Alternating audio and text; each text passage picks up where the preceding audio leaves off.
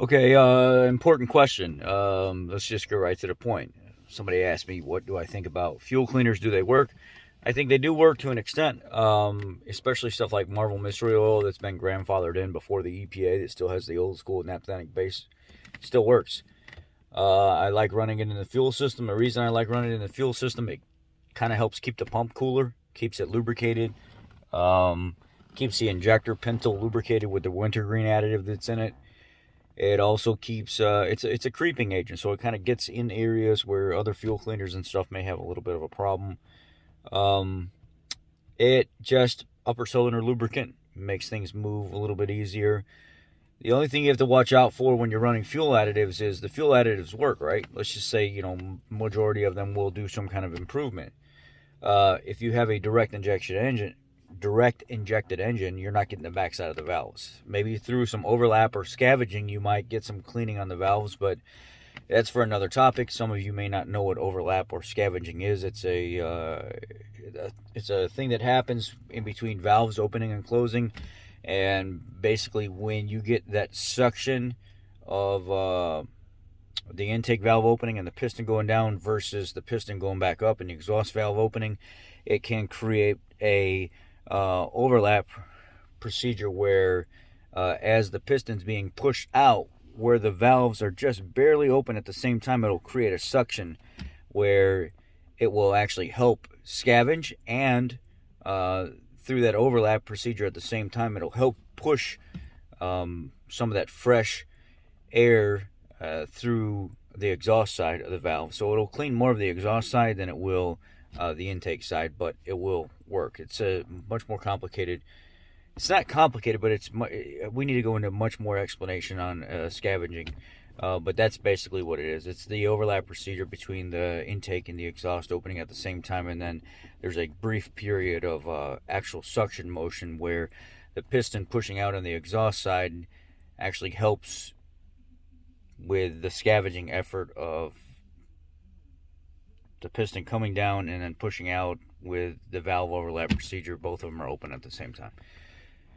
And if you want to run a catch can, a catch can catches some of that excessive crankcase pressure that's in the system, and it will separate a good portion of the oil that's being recirculated back into the intake side and catch some of that oil in the can and let the actual air gases through without the oil going through.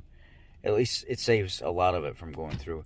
And then you just basically dump the catch can periodically. What you may run into an issue is if your catch can gets too full and you've got moisture and oil inside there, and then you get wintertime, it could freeze if you don't keep it cleaned out.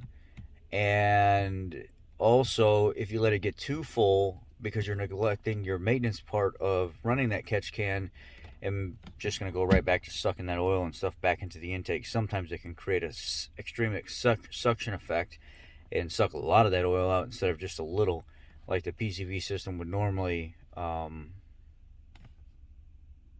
recirculate. Another thing is maybe every couple years changing your PCV valve, even though it may not need it. It might be a good maintenance ticket to just go ahead and do anyway. So find the PCV valve for your vehicle, replace it every couple years. I don't know, 2-3 years or something like that. So fuel additive will work to an extent. Direct injection doesn't get the same effect that the port injection will. Port injection is a much better system for making sure the backside of the valves are cleaned. Top tier fuel, making sure that you're getting a fuel that has high quality detergents. Just running to your run-of-the-mill local gas station may not cut it in the grand scheme of actually finding a gas station where it states right on the pump there's a label that says top tier fuel. The additive package is typically a little bit better. I personally like to use Shell, or I'll use Thornton's every once in a while. I don't know, is it Thornton's that I went to, or was it Shell, or I don't know if it was Shell. I know Shell for sure is my number one, but I don't know if it was Costco or Thornton's that has the label on it. I forget. It says top tier fuel, but Google top tier fuel stations and you'll actually figure out what gas stations are top tier fuel stations, and that's the ones that I would use.